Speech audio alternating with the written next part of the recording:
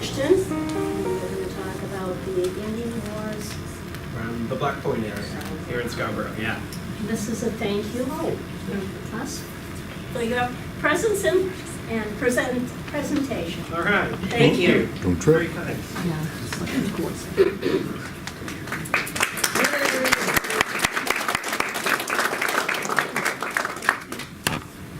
Hello everyone, my name is Mike Davis. I'm the Assistant Director at the Bridgeton Historical Society. And the reason I'm here today is I'm going to give you a bit of a talk on the history of the Indian Wars and Native American conflicts of the early settlers of this region here in Scarborough. So I'm here to talk to you about the history of Scarborough's very own Prout's Neck, Black Point. I know, it's confusing, right? Why is a historian from the town of Bridgeton here today talking to you in Scarborough? Your mic. Oh, aha. Aha. Sorry for that. Can we hear me? All right. So I'm here today to talk to you about the history of Black Point here in Scarborough. And why is a historian from the town of Bridgeton talking to you here in Scarborough about Scarborough history? Well, it's a very good question, and it has a really fascinating answer. The reason I'm here today lies in a volume I found within the archives of the town of Freiburg Historical Society. That makes sense, right? No. Are we all clear? Okay. But no, joking aside, I'm here today to talk to you about the long history of war and bloodshed between the English settlers and southern Maine's Native Americans at the time of this region's settlement. The wars and bloodshed that our earliest Mainers experienced from the mid-1600s to the mid-1700s. That's almost a century of conflict, spanning 6 separate periods, which later historians felt comfortable enough to label as wars, but which in recent times have begun to be lumped together into a general period of American unrest, where each war can be seen as the result of the previous and the cause of the later. In much the same way as all the connections between the First and the Second World Wars are now beginning to change our definition of that period.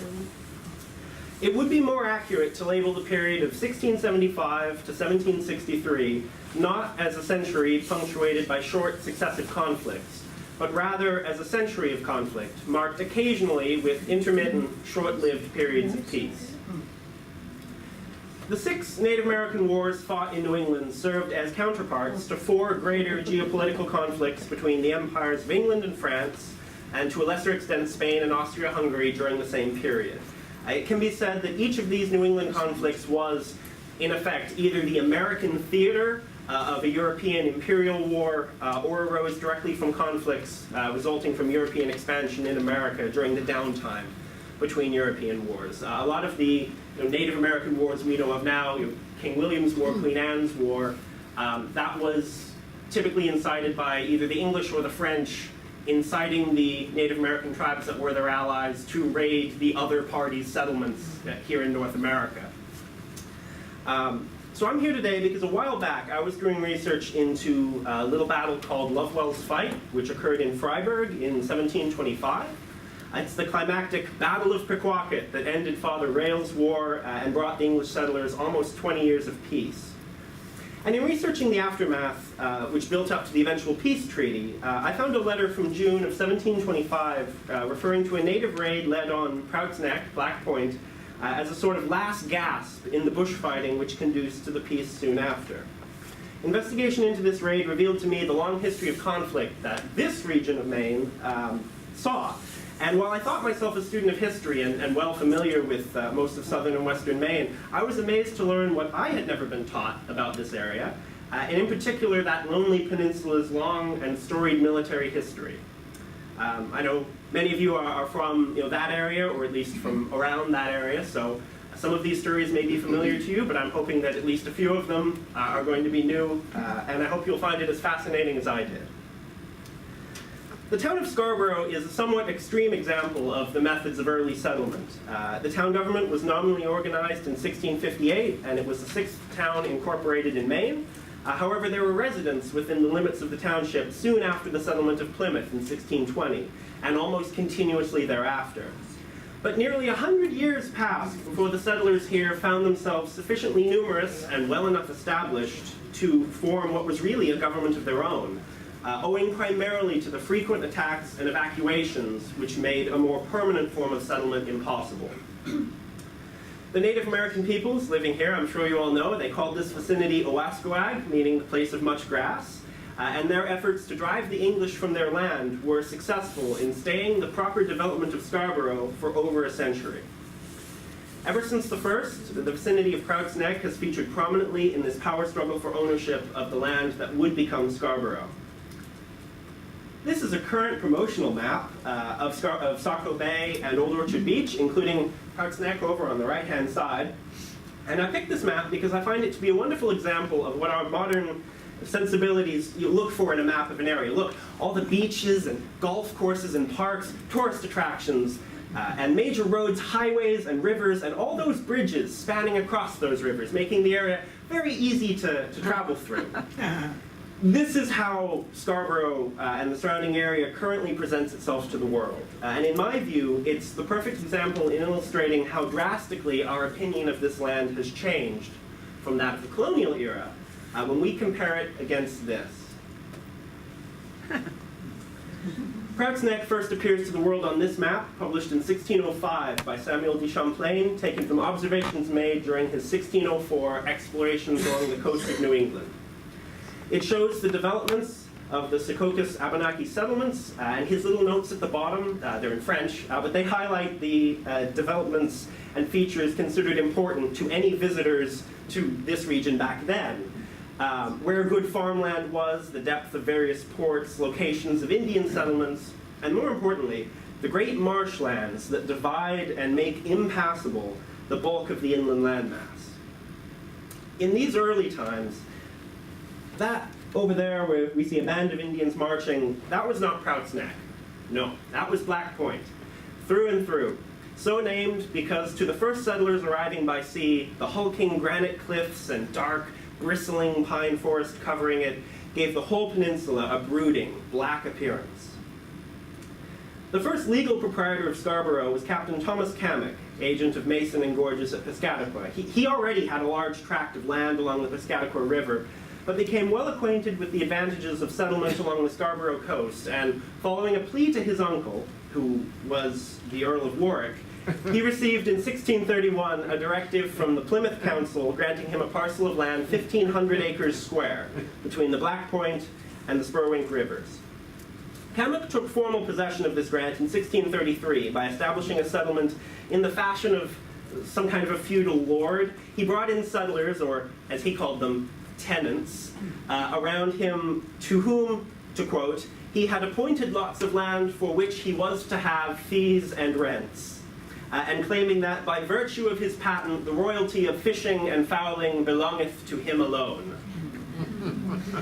Cammock fixed his own residence upon Black Point, the finest place for a baronial estate he could find, and was soon joined by fellow proprietor Henry Joslin, a close friend. Upon the death of Cammock in 1643, Joslin immediately took possession of his lands and married his widow, carrying on the settlement in a fashion which immediately brings to mind that royal greeting, "The king is dead, long live the king." This settlement was mostly along the Spurwink River, which divides Scarborough from Cape Elizabeth, and laid strictly along the seashore. The interior remained an unbroken and unexplored wilderness with which they had small concern. John Joslin, writing of this settlement in 1671, says, 6 miles to the eastward of Saco and 40 miles from Georgiana, York, is seated the town of Black Point, consisting of about 50 dwelling houses and a magazine scatteringly built. They have a store of meat and horses, of sheep near upon 700 or 800, much arable and salt marsh and fresh, and a corn mill. To the south end of the point, upon which are stages for fishermen, lie 2 small islands. Beyond the point, north-eastward runs the river of Spurwink. Now, they were not the only ones to come to Scarborough, and within a few decades, several other settlements have popped up along the coast, from York to Pemaquid, many of which are now in what is now Scarborough. But as this talk focuses mainly on Black Point, it is worth noting only that Black Point and Blue Point were the first 2 major centers for government, followed by Dunstan's Landing in 1651, and I believe this deed is for Dunstan's Landing. It was the Alger settlement. Yes. Yes. Here is the whole of that area, as shown on this map from 1677. And I love this view because it shows the developments and settlement all along the shore, while inland in the unknown wilderness, the cartographer has elected to draw a band of marching natives, and up in the corner there, some sort of capering beast, very reminiscent of the old medieval adage which scribes would mark on any unknown, dangerous territory, here there be dragons. Unfortunately, for the first of many times in our region's history, greater political events transpired to throw Black Point into chaos, this time in 1653. The original owner of all of the land, Sir Ferdinand O'George's, from which all of our settlers had received their grants, had been a royalist, and the English Civil War's sudden execution of Charles I and disposition of Charles II had all but eliminated his authority to protect his crown-appointed lands in America. Upon his death, Cromwell and the New England Puritan Commonwealth in England afforded the original grant of Maine to their loyal colony of Massachusetts. And for our early Maine settlers, this would not do. Our self-styled lordship, Henry Joslin at Black Point, together with Mackworth and Jordan of the other settlements, were strict royalists and paid no regard to the repeated demands sent them from Boston to transfer their allegiance to Massachusetts. For 5 years, they refused to yield, and the inhabitants were kept, to quote the writings of the day, in a fever of expectation as to what consequences were likely to result from their defiance. During this time, Henry Joslin was arrested for being rebellious and heterodox and put under bonds at his estate. In 1658, Massachusetts more sternly demanded submission, and this time resistance proved hopeless. On July 13th, 1658, at the house of Robert Jordan near the mouth of the Spurwink River, the inhabitants of Scarborough met and reluctantly declared that they did own and acknowledge themselves to be subject to the government of Massachusetts Bay, formally pledging allegiance to the colony. It was at this ceremony that officials from Massachusetts, backed by a less than slight militia force, declared that those places formerly known as Black Point, Blue Point, and Stratton's Islands, thereunto adjacent, shall henceforth be called by the name of Scarborough. It is from this date that the records of the town of Scarborough commence, running until present day. However, after just 2 years, Cromwell, the Lord Protector in England, died, and the Puritan Commonwealth collapsed. The English monarchy was restored under Charles II, and Scarborough openly rejoiced and defied the usurpation of Massachusetts Bay. The heirs of George's revived their claim and begged for help from overseas to throw off the bonds of Massachusetts, but the help never came. And after 8 years of riots, protests, rebellion, threats, and sharp pressure from the staunch government of Massachusetts, they again made peace in 1668. It must be stressed, however, that in doing this, while the settlement was united in name, it was still fractured into the villages of the original settlers. At Black Point were fishermen chiefly, while at Dunstan's and Blue Point, the people ran plantations as makeshift farmers. Black Point was by far the largest, however, having around 300 inhabitants in 1671, while Dunstan had 50 and all the rest, perhaps 100 combined. All these villages hovered about the shore and rivers, and communication with each other and the more distant parts of the Commonwealth was accomplished exclusively by water, either through boats or canoes sent up the coast. And it is to this divided landscape of scattered settlements, salt marshes, and intersecting rivers, backed by the vast and trackless mass of unexplored wilderness, that the First War came in 1675. Up to this time, there had been little conflict with the native tribes, for the Secocas people of this region were of the Saco branch of the greater Pequawket tribe, whose Saco settlement was presided over by the peaceful Sagamore Scarborough. King Philip, the warlike Indian chieftain, had visited Maine in effort to unite the tribes of New England in a common effort to repel the English settlers. But here in our area, his arguments had found little effect. Squandra's kindly influence offset the hostile efforts of Metacomet when he visited. Squandro, described by Cotton Mather as a praying Indian, was known to keep the Sabbath and went to hear the word preached in the English chapels with the English settlers, and was moreover very well disposed towards the settlement. He was considered a friend. However, in 1675, with King Philip firmly establishing a federation of tribes in preparation for war, something happened on this desolate shoreline, which changed the feelings of Squandro from friendly and kind to those of intense, burning hatred. English sailors canoeing up the Saco happened to intercept a native woman passing with her papoose in a canoe. Having heard on the docks that an Indian baby could swim naturally like a dog from birth, the sailors upset the canoe and threw the mother and her baby into the swift-flowing river. The child drowned immediately, while the woman managed to escape to shore. She proved to be the wife of Scarborough, and the baby his newborn son, and thereafter Scarborough hardened his heart and joined his tribe with King Philip's coalition to drive the pale-faced invaders from his land. King Philip's War had come to Maine. In September, the first attack here in Scarborough was made in a raid on Blue Point, which killed one Mr. Nichols and his wife. In October, an assault was made on the Alger settlement at Dunston, which succeeded in burning most of the houses and killing Andrew and Arthur Alger, leaders of that community. Massachusetts sent a company of soldiers to assist the settlers, but it was of little help. The landscape proved too difficult to traverse, and the native attacks would come suddenly and without warning. They were conducted quickly, and they could vanish back into the wilderness within minutes. In the face of this guerrilla campaign, settlers all along the Scarborough coast fled for their safety, lest they be captured or slain without warning. At Black Point was erected a garrison at Garrison Cove, and about this the settlers consolidated their forces and families. Looking at this picture, I want to ask you to imagine living your whole life within walls, afraid of the forest outside, and thinking that every bump in the night might be the thud of an axe at your door. These early settlers were not experienced fighters, and while the Black Point garrison was soon fortified to become one of the strongest on the coast, they were up against a strong enemy who knew the English well, and also knew the weaknesses to their garrison method of defense, kind of taking inspiration from the way Europeans would outlast castles.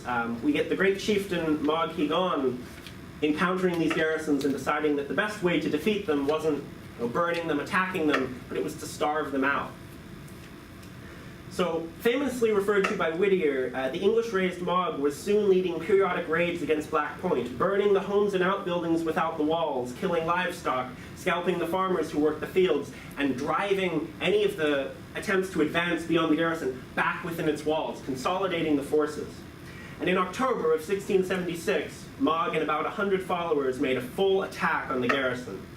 Driving all the settlers back within the walls, Mog called out and requested a meeting with our Lordship Henry Jocelyn, who was residing inside, who eventually accepted his offer and left the fort to talk at the native camp further up the point. This talk took many hours, and by the time Jocelyn returned to the garrison, Jocelyn had been unafraid to go out because Mog and Jocelyn knew each other. Mog spoke English. And at this meeting, Mog offered Jocelyn a deal. If the garrison was surrendered, the settlers could leave safely. Well, by the time Jocelyn returns to the fort, after his negotiated peace, it's to his great surprise that he finds it completely empty. Fearing a siege and ill-equipped to drive Mog's forces away, the settlers, led by Captain Joshua Scottow, had opted to surrender during his absence. And Jocelyn found that all but his own family had already fled, left hurriedly in longboats down the coast towards the other settlements. And so the well-fortified garrison was given up to Mog. Black Point was abandoned. Henry Jocelyn was once again captured, taken prisoner, and the garrison summarily looted. In March of 1676, Massachusetts sent Lieutenant Bartholomew Tippin to reclaim the fort, who found it abandoned, and resettled roughly 30 families who had been lying in hiding in southern settlements. This is, to quote the language of the day, a list of the names of inhabitants at Black Point Garrison, October 12th, 1676. The return of the colonists so soon after their peaceful surrender provoked Mog to action once again, who returned in May to drive the English out once more. Once again, he sealed off the garrison and laid siege to it, but the colonists now were better armed in 1677 than they had been the year before, and they were not considering retreat. After 3 days, during which the siege inflicted only a few casualties, a sharpshooter, Captain Tippin, shot and killed Mog from a guardhouse on the wall, and his death was a signal to the native army for a general retreat. The warriors retreated, burning the homes they came across. In an archaeological note, a group of skeletons was later discovered near the site of the old Willows Inn on Black Point in the late 1880s, buried in a circle around a skeleton of a large warrior, which was bedecked in a breastplate of copper with strings of wampum beads. It is believed that this was the remnants of Mog and several of his warriors buried after the battle. Unfortunately, as far as I can tell, after this was found and reported, the sites and the artifacts that came from it seem to have kind of vanished into history. So I'd be really curious if any of you know more about what may have become of that. This is supported as having been Mog because battlefield burials were not usually practiced by the Wabanaki, who only afforded that sort of privilege to chiefs who fell in combat. We see this later done in 1725 with the death of Chief Pegas in Lovewell's fight in Pequawket, now Freiburg, where again they buried the two chiefs that had died. However, the death of Mog did not bring an end to the conflict. That seems to be a running theme for this area. Less than a month later, the tribe returned to Black Point, now led by Scarborough himself, to avenge their war chief's death. And on June 29th, 1677, there took place at Black Point what has been called the most desperate and bloody battle in the history of Indian warfare, one which was to be reported all throughout the Commonwealth in the days after as a doleful slaughter near Black Point. I will refer here to Mr. Honeywell's excellent account of the fight from about a decade ago. It was early morning, and 3 ships of war lay off the coast of Black Point. They had arrived the day before and contained a force of men gathered from the towns of Massachusetts Bay Colony. That morning, a small band of Indians had been spotted moving half a mile east of the ferry, servicing Black Point. Having said their morning prayers, the soldiers marched forth, 90 to 100 men. 20 were under the command of Major Clark, a man nearly 70 who had stayed behind. Friendly Indians, alongside English settlers and their leader, Lieutenant Richardson, were in one party, probably at the forefront.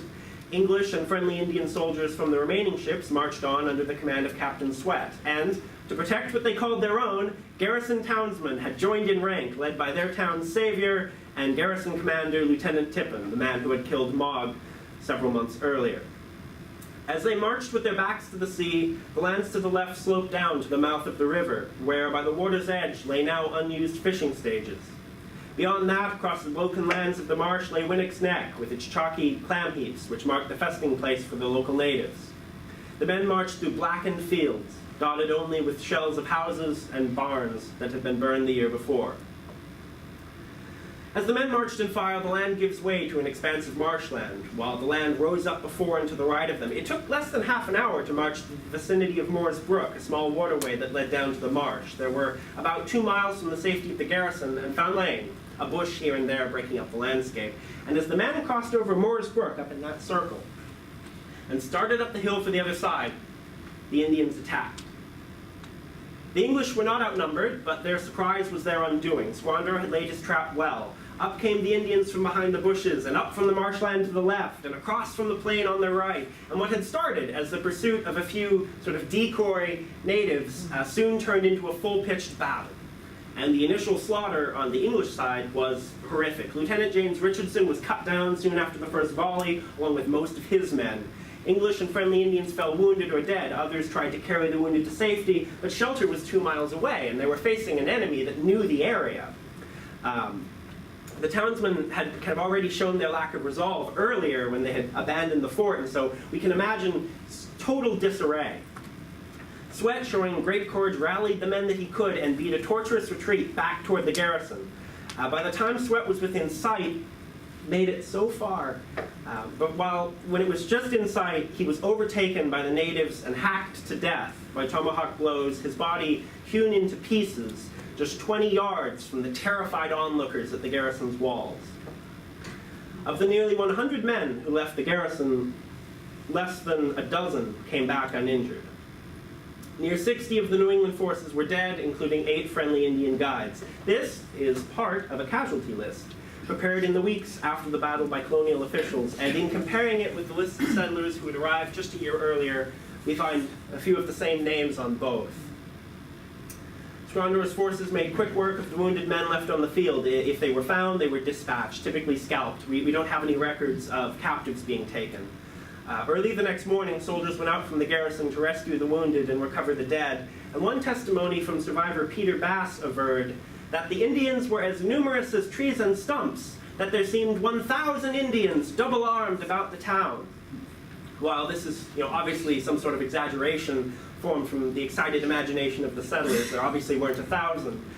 This battle was a very uncomfortable reminder to the English in Massachusetts of their fragile hold on the Maine territory, influencing them to shortly thereafter pledge to a peace treaty with Scarborough in Casco, now the town of Portland, which was followed by a peace treaty of about 10 years, sort of an uncertain peace.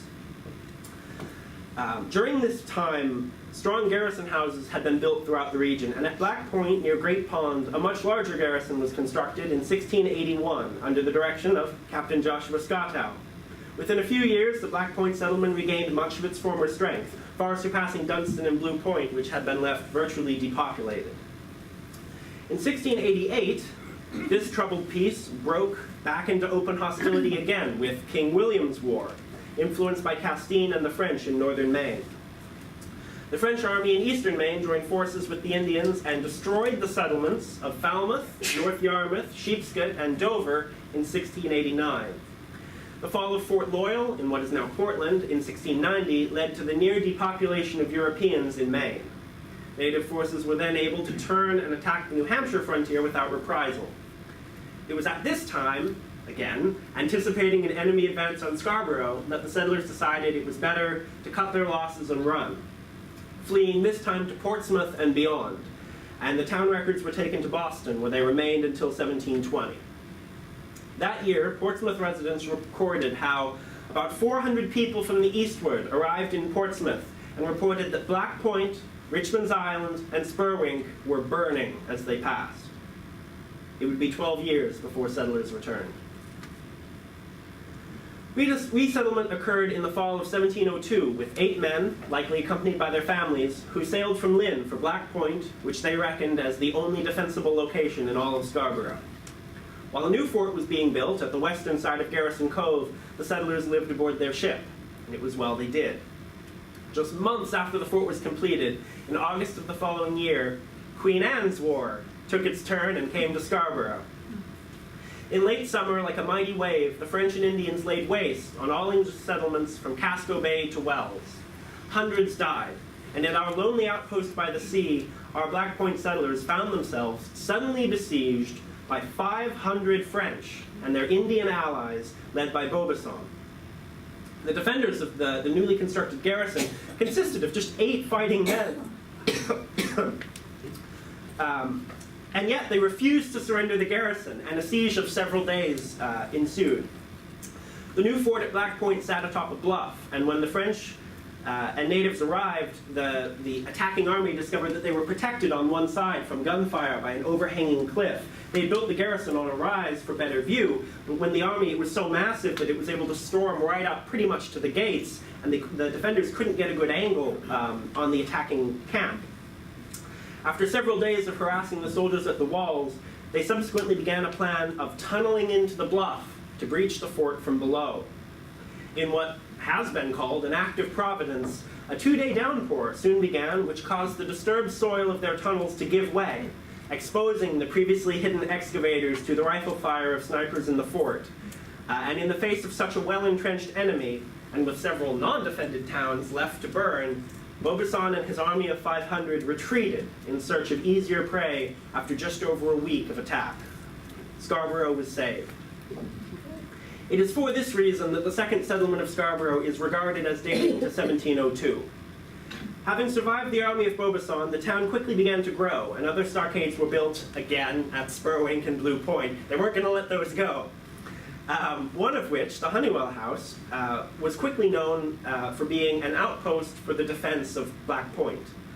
If only it could have defended itself. In 1713, the eponymous Richard Honeywell and 18 other men were killed in an ambush at Great Pond. And this attack is the reason why that locality has ever since borne the name of Massacre Pond. The great grave which their bodies formed remained a visible mound into the mid-1950s, and I'm unaware if it is still there today or has been developed over. But if any of you know, I would love to talk with you after the lecture. Periodic raids continued throughout Queen Anne's War, but after the initial attack of 500 had failed, the greater battles kept away from the garrison. However, true peace would not come to the region for another decade, with the settlers playing tug-of-war with the natives as each expansion of Scarborough pushed the wilderness frontier further and further back. In 1725, a series of raids were led in southern Maine by Chief Tom Wawa of Wells during the last gasps of Father Rail's War, during which the English destroyed 2 thriving native settlements at Norridgewock and Pequawket. This is the conflict which also bears the name of Drummer's War, named after the Lieutenant Governor of Massachusetts at the time. It is this man who gave Captain Lovewell the authority to go up on the raid to Pequawket, in which, for as catastrophic as it was to the English forces, resulted in the evacuation of Pequawket town. It was during this conflict that Chief Wawa led an attack on Black Point, which has been recorded by Colonel Thomas Westbrook, who wrote in June of that year that there was 60 Indians at Black Point where they burnt the houses and killed the cattle there on the 29th of last April, and averred that it was the same Indians what fought Captain Lovewell at Ossipee. This took place shortly after the infamous Lovewell's fight in the vicinity of Freiburg, and an account of the raid on Black Point was given by one Henry McKenney, who was a defender of the Black Point garrison at this time, who reported that a band of between 30 and 40 were scattered, firing the houses up and down for as far as he could see. However, this having come after Lovewell's fight, sort of a retribution attack, Tom Wawa was leading roughly 20 of his own forces down out of Pequawket, joined up with between 20 and 40 others, but the tide of the war had changed. And the outcome in total reduced the fighting force of the Pequawkets from around 20 men to less than 30. This 3-year war has long been referred to in the early history books as the blow which broke the strength of the tribe, and to use a rather unpleasant way of describing it from the era, it was referred to as the fight which quelled the pride of the natives. This assertion, while shocking and rather imperialistic today, proved true, and the peace in Scarborough, Freiburg, and the whole of the Maine territory held out for about 20 years.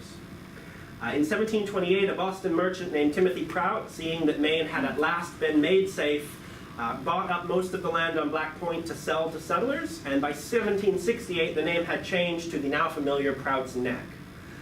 Later, in 1754, the French and Indian War passed over Scarborough, and while many of its men went off to fight, and again during the Revolution, their homeland of Black Point was never again threatened by Native American raids. I'm going to, this is Colonel Thomas Westbrook's letter. That's his signature there. I'll close this talk today, as I see I might be pushing it on time, in saying that the Black Point village of today is almost unrecognizable to the settlements of the past. Now called Prout's Neck, it sports a resort, a golf course, a yacht club, dozens of estates. There's about 200 homes, many of which have been handed down through the generations by families, some of whom have called it home since 1870 or longer. The Libby family purchased almost all of it in the 1830s, and in the 1870s sold off many of the lots to establish a vacation community. In the golden age of American industry, the Rockefellers, Vanderbilts, and Carnegies all called Black Point home.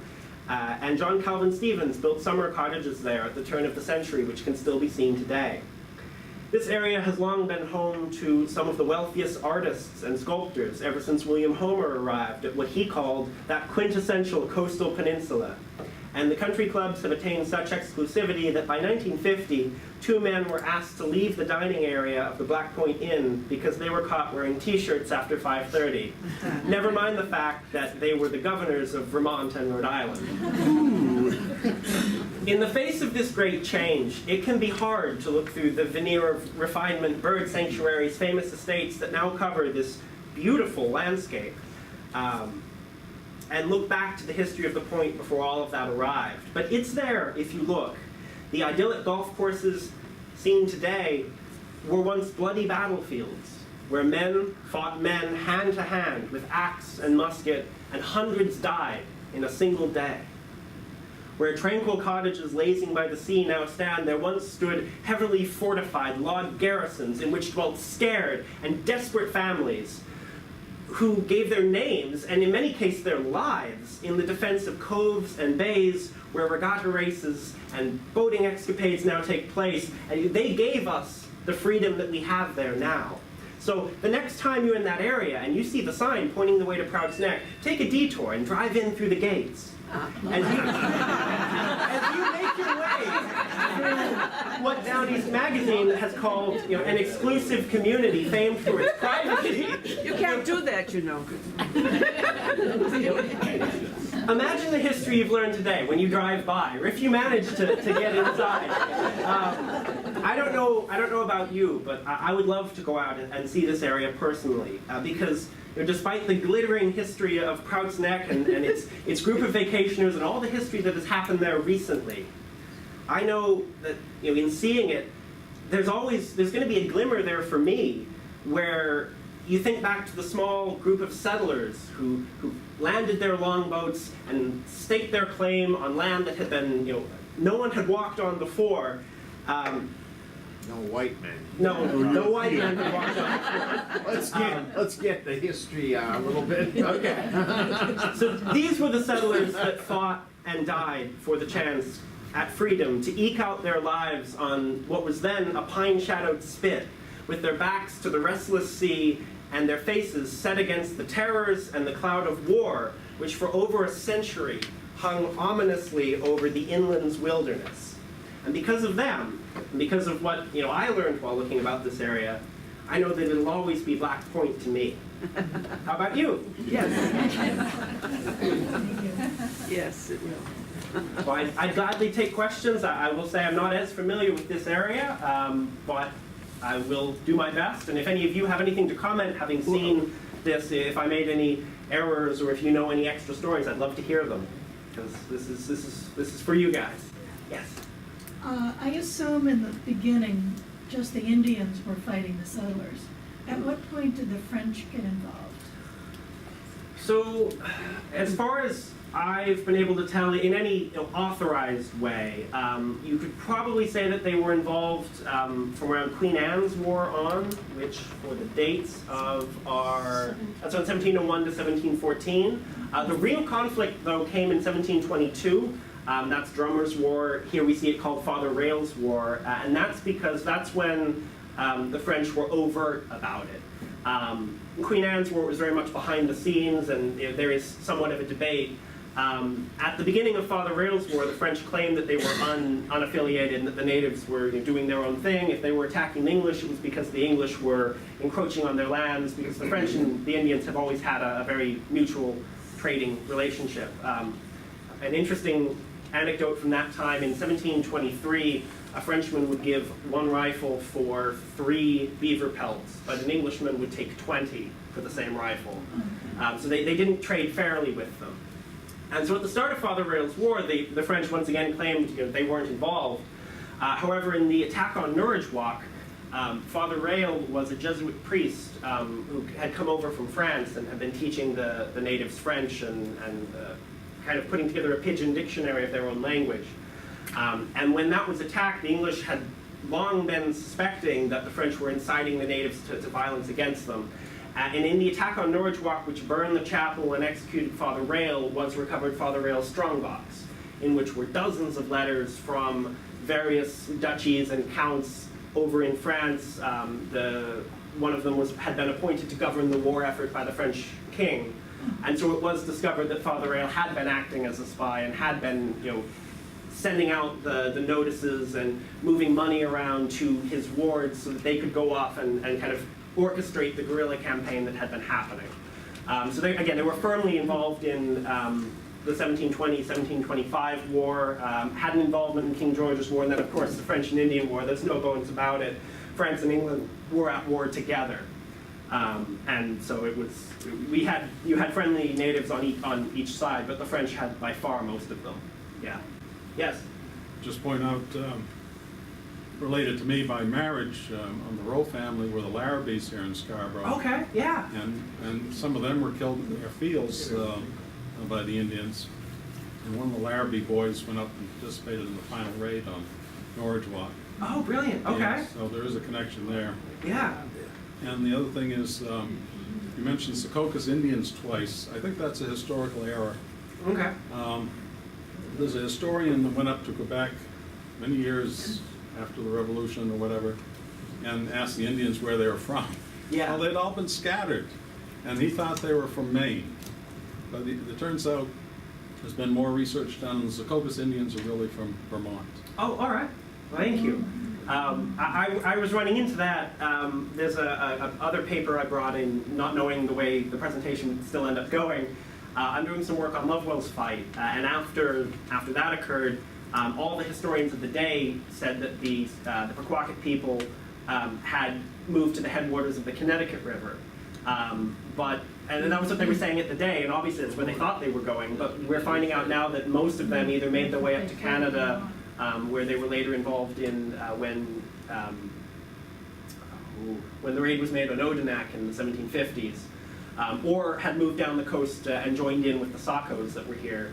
The chieftain Tom Wawa, who survived Lovewell's fight and led some near 20 group of Pequawket off, later assimilated into the Saco tribe and took up residence in Wells, which wouldn't have been the territory he would have had, but later he claimed that area was his, and so it can definitely be difficult to see how the tribes are related. Yes, I think, I can't put my name, I can't bring up a year, but if you look at old map of the Saco River, it was only known as the Saco River up until where the Little Ossipee comes in. Yep.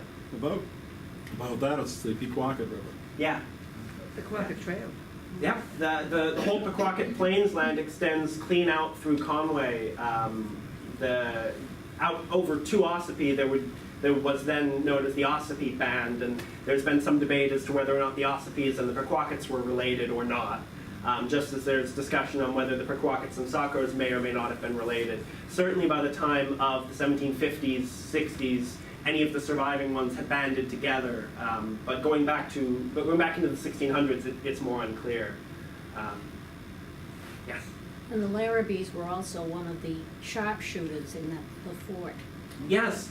Also, there was a Larrabee who was commander of a fort in, I think, Kennebunk in the 1750s, who single-handedly saved a garrison because there was a cart off to the outside, and it had been commanded by Tom Wawa was involved in this raid as well. He had a large band, and he was sneaking in to try to open the gates, and Larrabee's dog looked over at the cart, and Larrabee looked, and because he didn't see anything because it was dark, but he shot a musket out towards it and heard a cry, and it was later revered after the war. When they were on peaceful terms, Tom Wawa came to Mr. Larrabee and said, "You're the reason the fort was saved. I was the one you shot." It's an interesting landscape that the Native Americans found themselves in when they weren't engaged in these wars, in the 5 to 10 to 20-year periods of peace, where now they're living in wigwams in the woods or trying to assimilate kind of into the culture that they had been fighting against. The speaker Joe Radner from Freiburg has a wonderful talk on it called "Braving the Middle Ground," where she characterizes the position of Native Americans in this time as being on sort of a middle ground. They're between the wilderness and the settlement, and that middle ground is always changing where it is. And the number one thing they're looking for in any of the peace treaties you read is stability.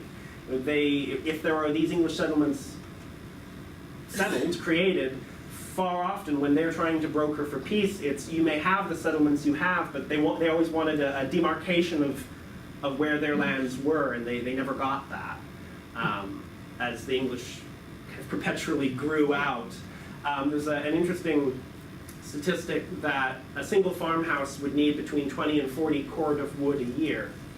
So when we imagine a town, just think of the amount of deforestation that causes, let alone needing to clear the fields to produce food. In the first few years, to build and warm the cabins, you push the wilderness back, but then once the town and all the farm fields are built, even if the town doesn't get any bigger, they're always going to be chewing away at the edges of the woods, because back then they didn't practice sustainable logging.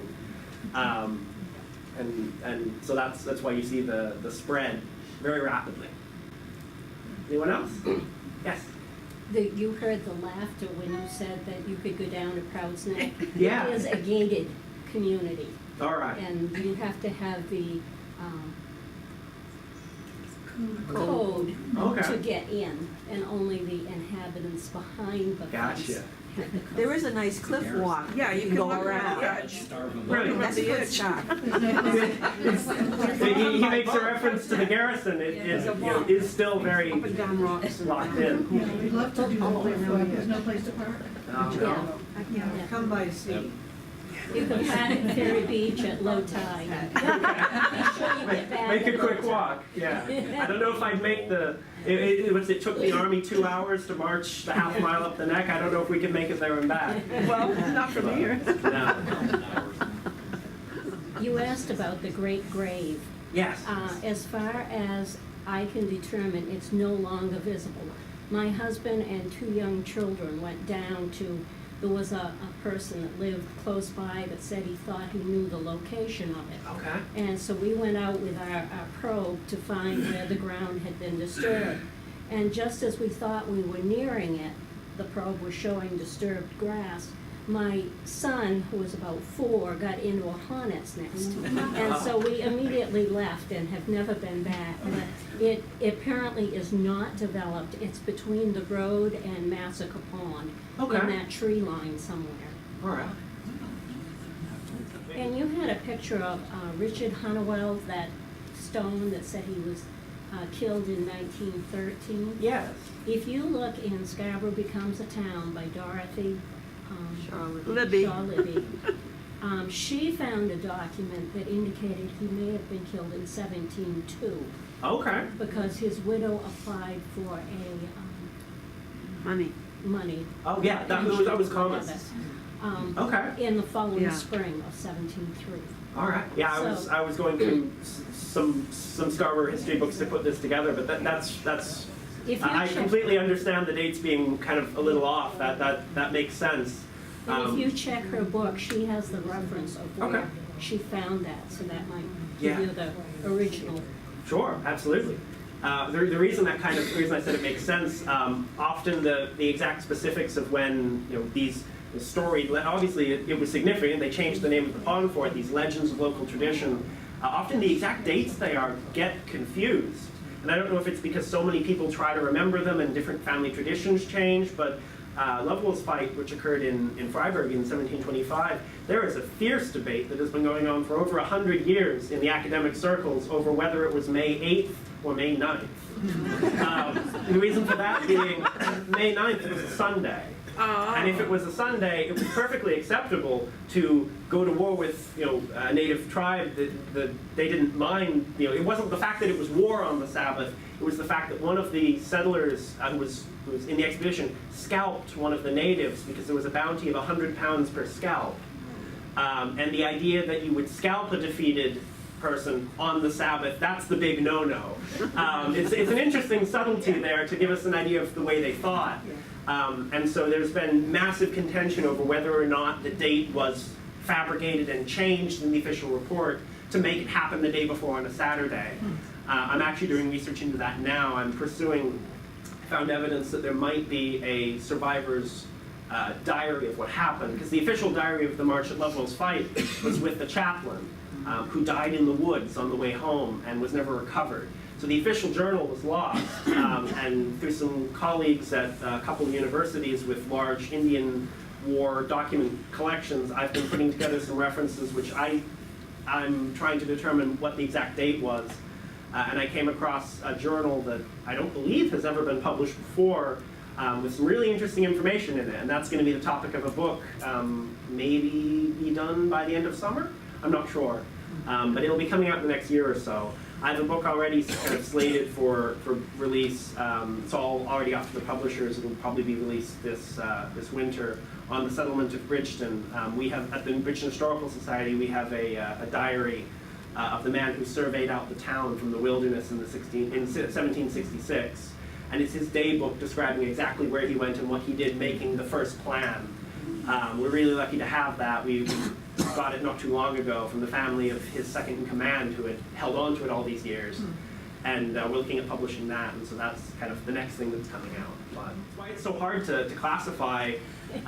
When you're reading documents from the early 1800s, they refer to the 6 Indian Wars at a time when, in a window where right now we only recognize 3, which shows that as the years go on, there is the intent of historians to kind of combine like-related things into now, for over the 100 years, there are 6 commonly known ones, and already that's being cut down to 4 to 3, and so we're seeing that with the First and Second World Wars now. Even my girlfriend's little brother came back from school a couple of years ago and was talking about how the interwar period is. He's being taught now that the First and Second World War is they're kind of one thing, and that was kind of a shock to me. I can imagine what it's like to shock to you guys, but Talk about downsizing. yeah.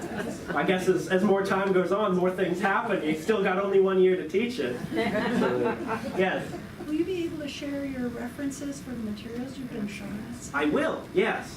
I was wondering where they can be found, some of these original Right. documents. Yeah, I can, several of these are photos that various friends I sent them out to take. But the official original documents like these, a few of them came off the town of Scarborough's website, but some of them didn't. So I'll a copy of this lecture, my slides, and I'll draw together a sources list for some of the pictures. They're all going to be sent off to your IT team, and they will post them in various places, I'm sure. Well, thank you for having me. This was a fun talk. I have